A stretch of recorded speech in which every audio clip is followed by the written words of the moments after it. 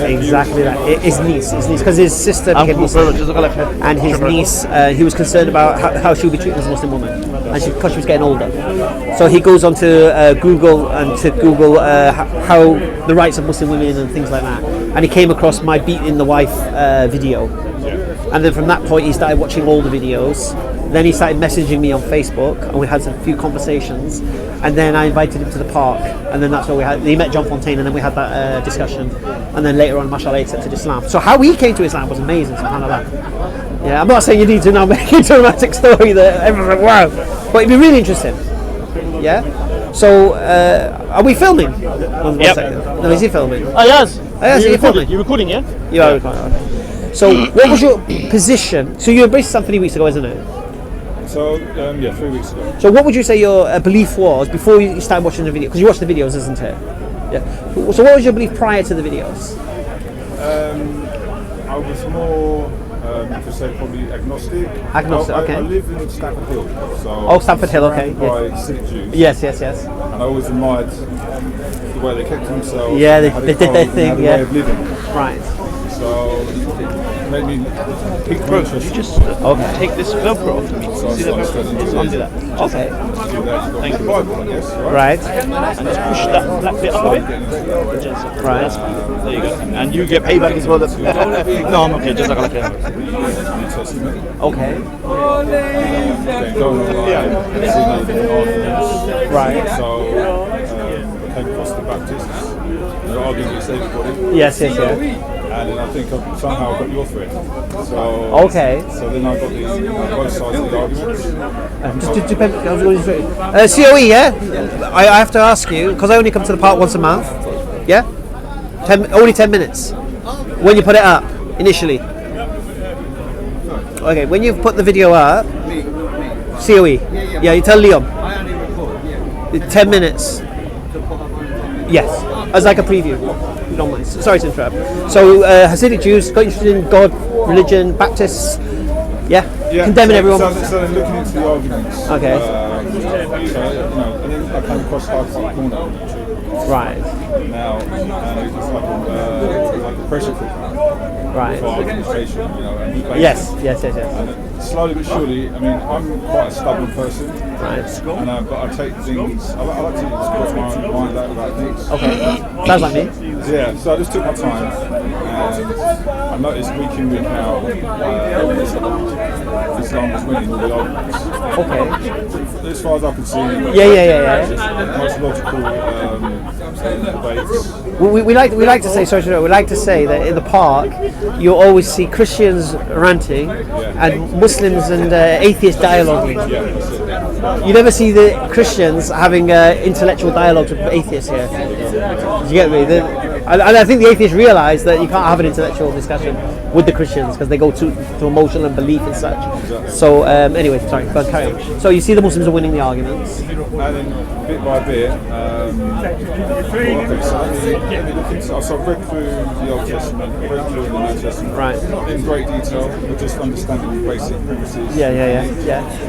And then found a really nice translation of the Quran. Okay. Watched the world classics. Okay. Okay. It's very straightforward. Right. And from there, when I started reading that first, I started waking up with sweats in the middle of the night. Really? Sort of thing. So it really had an effect on me. Fantastic. I just took my time. I mean, last year I met a Dawah guy on the road in where was it? In East Ham.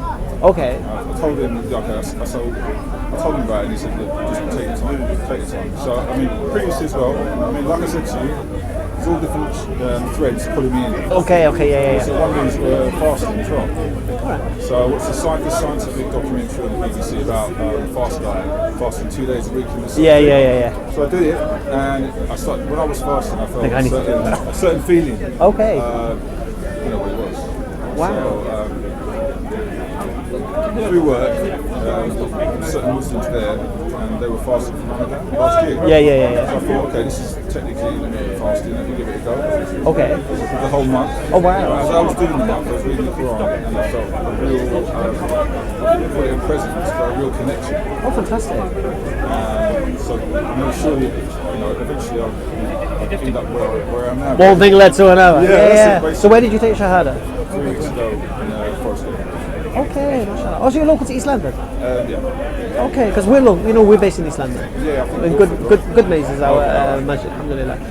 That's fantastic, man. So how are you finding your journey so far now? Yeah, great. It's the best thing I've ever done. Yeah? Have you got brothers around you? Yeah, it's certainly. Because you work a lot, you said, isn't it? Okay. And have you started to shake them up a little bit? Because when I embraced Islam, I was working at a place and they weren't really practicing. And then by the end of it, we had everyone regimented going to the masjid for the salah, because the mosque was just down the road, in Plaistow. And I was like a terrorist, effectively. I was so zealous. What are we doing? This is because I embraced Islam, me personally, and I thought it was going to be everyone would be beautiful. And then I was looking at some Muslims and thinking, wait a minute, what's going on here? So we had to wake them up to what they believe as well. Alhamdulillah. Yeah, but I mean, how I look at it, everybody's at a different level of deen.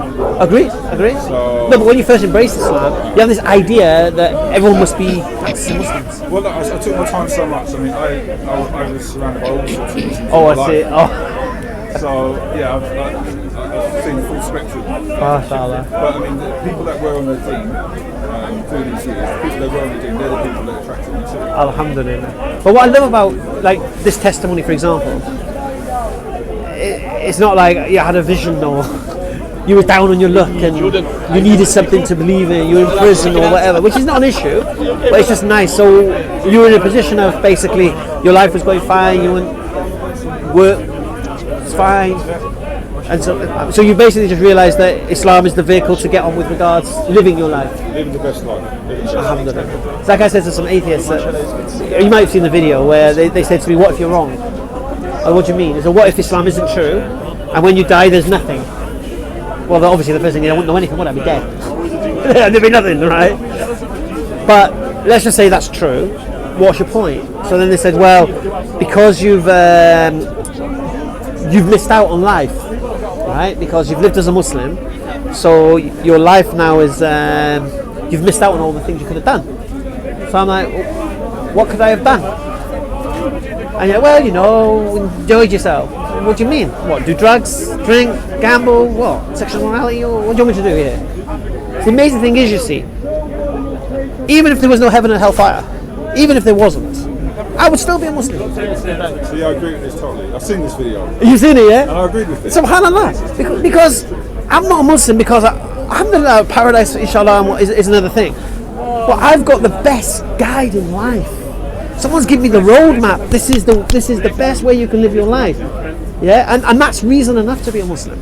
That's reason, subhanAllah. And then you look at all the other things that you could be doing, and you're watching people go down with it. And astaghfirullah, but I look at people, on the streets here, there, and everywhere, and I'm looking, thinking, if you're Muslims, you wouldn't be here, because there's something that Islam prohibits that has put you here. 5 poisons. You've been paying attention, man. Alhamdulillah. It's logical, it makes sense. And then did Ramadan and all of a sudden I had this feeling, Yeah. connection. You may have seen my story when I did my first Ramadan, because it was in October. No one told me about the summer Ramadans. October finished at 4 o'clock. And I used to play pub Sunday football. And I might repeat myself because you might have seen it. Anyway, so after the football, you go back to the pub. Yeah? And then the big plates of sandwiches come out. 2 big plates with cheese and ham, whatever it is. And then the alpha male gets the lion's share. His boys get next pick. And then slowly it filters down to everyone else. So I'm sat in this mosque, right, fasting all day, seeing all these samosas, pakoras, all this stuff coming out. And I'm thinking to myself, I've got to be quick here. Yeah, because this food's going to go, because everyone here is starving. Yeah? And subhanAllah, when that adhan went, and I expected everyone to start going, yeah? I never experienced anything like a life. The altruism there was another level. Yeah, the care they had for their brother. You eat first, brother. Have half my date. Let me be the one to give you the date. Just a simple thing like that. Is it? Just with fasting, just the patience. Alhamdulillah. It makes you think about things. And you can't fake See, fasting. value. And you can't fake fasting. It's very internal as well. Yes, subhanallah, subhanallah. And it's coming. A real gift. Are you ready for it? Can't wait. Are you ready for it? Inshallah. Well, listen, we'll definitely take your details as well because you're in our manor anyway. So we might have some iftars together, inshallah. And I do have a Facebook Messenger group for reverts. What's that? 10 minutes, sir. Right, assalamu alaikum, brothers. If you go to the Dawah channel, and you'll be able to watch the rest of it that's been recorded over there, alhamdulillah. So we've got to come offline now. Assalamu alaikum wa rahmatullahi wa barakatuh.